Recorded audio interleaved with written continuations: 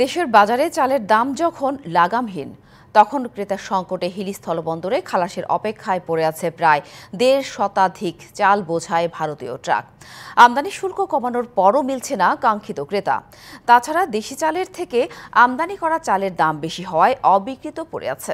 ফলে সরবরাহের তুলনায় ক্রেতার সংকটে চাল বিক্রিতে ধীরগতি। ধানের দাম বাড়ার অজুহাতে হঠাৎ করে অস্থিতিশীল হয়ে ওঠে চালের বাজার। তা নিয়ন্ত্রণে আমদানির অনুমতি দেয় সরকার। প্রত্যাহার করা হয় আমদানি শুল্ক। এরপর ১১ নভেম্বর থেকে হিলি স্থলবন্দর দিয়ে শুরু হয় ভারত থেকে চাল আমদানি। প্রথম দিকে আমদানি কিছুটা কম হলেও দিনে দিনে তা বেড়েছে।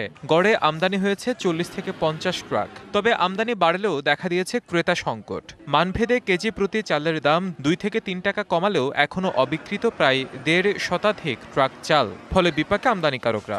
আর ইন্ডিয়ান মাল থেকে আমাদের দেশি মালের দাম কম আছে, তো আমাদের সবাই দেশি মালের সাপোর্ট বেশি। ইন্ডিয়ান চাল থেকে দেশি মালে সবাই বেচা কিনা করতেছে। দেশি চাউলও এখন মোটামুটি ভরপুর আছে। দেশি মিলারও চাউলের রেট কমাই দিছে এখন, যার কারণে মানুষ এখন দেশি চাউলটাই আপনার চাহিদা আছে। আমদানি পর্যাপ্ত থাকা সত্ত্বেও আমাদের ক্রেতার খুব সংকট।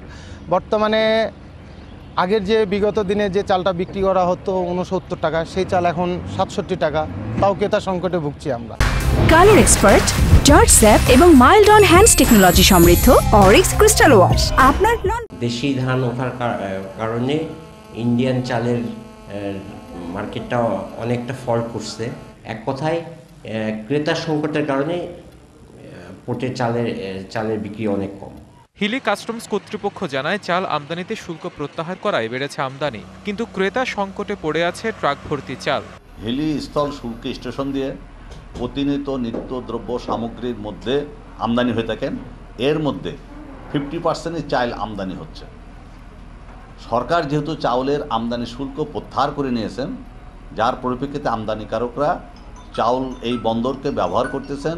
কাস্টমসের তথ্য মতে হিলি স্থলবন্দর দিয়ে গত ১১ নভেম্বর থেকে ২৮ জানুয়ারি পর্যন্ত ২,৮০০ ভারতীয় ট্রাকে ১,১৪,৯৭৯ মেট্রিক টন চাল আমদানি হয়েছে।